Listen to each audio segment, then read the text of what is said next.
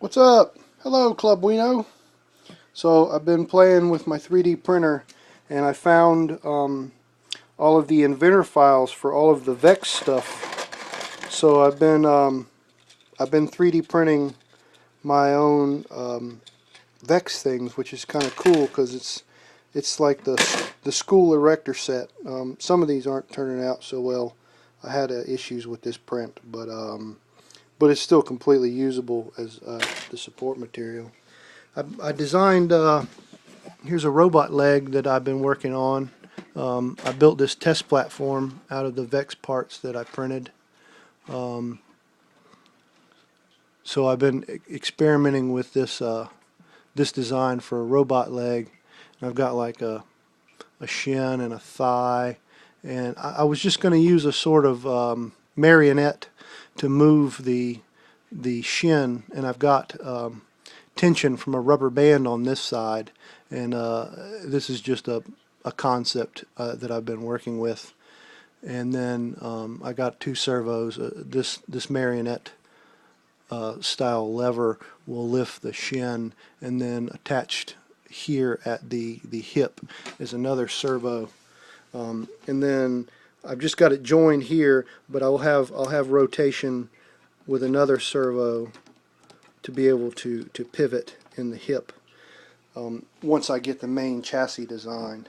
But this is just to test the one leg for my feline style robot that I'm planning to build.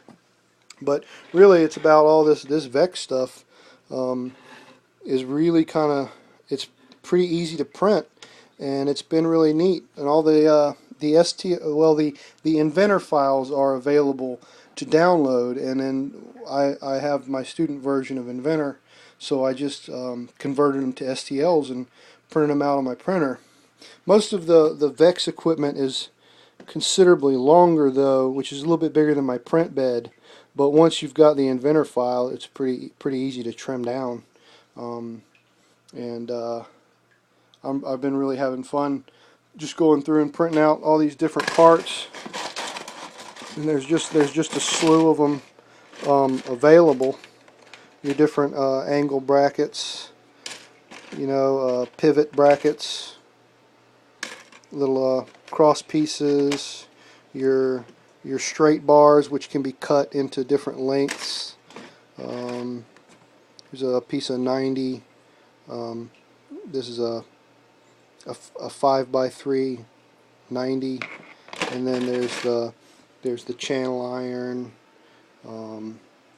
Having a ball with this. Been printing some other things. Been slowly working on trying to get parts that fit. Here's a screw box that I made. It doesn't work well because I'm having trouble, I guess, with my extrusion multiplier. If you're only out by 0.2 of a millimeter, when you transpose that 0.2 of a millimeter into the three layers of the outer wall, and so then there's 0.6, but then you've got that infringing on both sides of the piece, and you've got a male and a female, so you're up to like a 2 millimeter difference. So what's coming out is my female piece is actually larger than the inside diameter of my male piece is larger than the inside diameter of my female pieces. And you can't really just scale up the female piece, because then you're going to change this as well. So I might be able to just scale the X and Y without scaling the Z, but I'm still not quite sure if that's gonna work. This happens when you download things off of Thingiverse. All the people's 3D printers are going to have a different sort of tolerance to them, and a lot of times people will tweak a model so that it'll print on their 3D printer. And since it's an STL file, I can't really just open the STL file and see what these measurements need to be, and then percentage-wise adjust my printer to get it to print right, because an STL file is a unitless file. It's just a mesh that says, you know, somewhere it says 23, but it doesn't say 23 millimeters or 23 inches or 23 centimeters. So that unitless nature of an STL file makes it pretty impossible to actually just pull dimensions off of an STL. There is a way to convert the mesh in Inventor, but it's tricky, and I don't know how. Some of the other things I've been printing, I got a big box of crappy prints that didn't turn out, but some of the things have turned out pretty good. This is this is an end effector for an ABB industrial robot. Well, let me take that back. It was supposed to be the end effector for an ABB industrial robot, but my instructor gave me the wrong file, and it's actually the end effector for a KUKA industrial robot. So they didn't need this part because they're getting rid of the KUKAs. And then I've done some sculptural pieces which turned out pretty well. This one was printed with some support material. There's one little hole in the shoulder up here, but beyond that I was really happy with the way this print turned out. And then I printed some Veroni stuff, which has like some holes in it. This is like a queen chess piece, but the crown didn't turn out quite right, but that was pretty cool. And then here's a different style queen that came out pretty good. That's in a twist style. This was printed also without support. And then here's a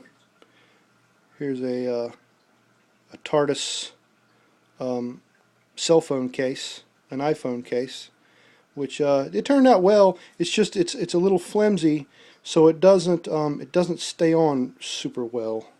And it's an STL, so I can't just drag it into an Inventor and thicken up the base. I'm going to have to figure out how to pull that image onto a new cell phone case. But I've been having fun.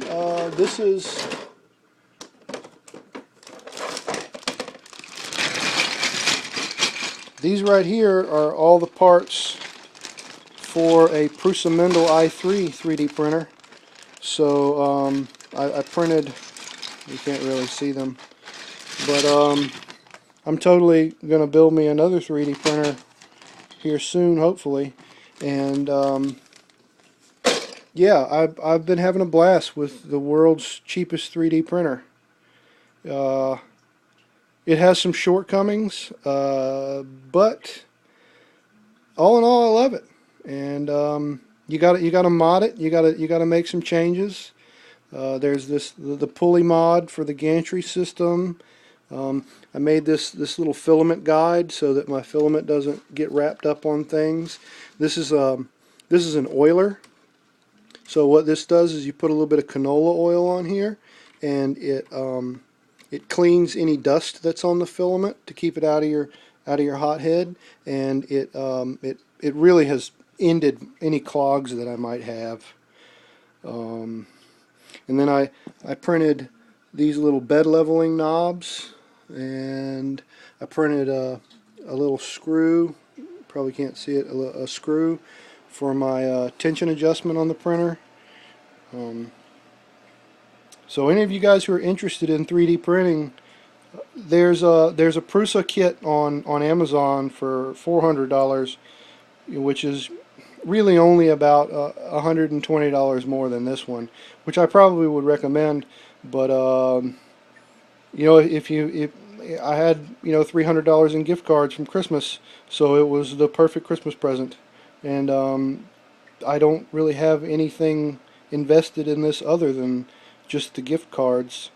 The filament, you know, I'm using filament outlet filament from Amazon. It's $22 a spool, and I just tapped into my second spool, and I've been printing, you know, all of that stuff I printed in black when it was off of one spool for 20 bucks. So you can't really beat that. The most expensive consumable from this is you can't skimp. You got to use 3M blue tape. and they are really proud of this stuff at 10 bucks a roll. But the cheaper stuff is just too much of a pain to try to get off of your part. It adheres really well, but yeah. So there you go, Club Wino. I've been having a lot of fun. I highly recommend, if you're looking for, a new tool for your making space, a 3D printer is the way to go. I've been trying to. This is called a S plug, and this is a calibration to try to get things that fit. And I haven't quite got it yet, so it won't quite go down on there. But we'll keep playing, and y'all have fun.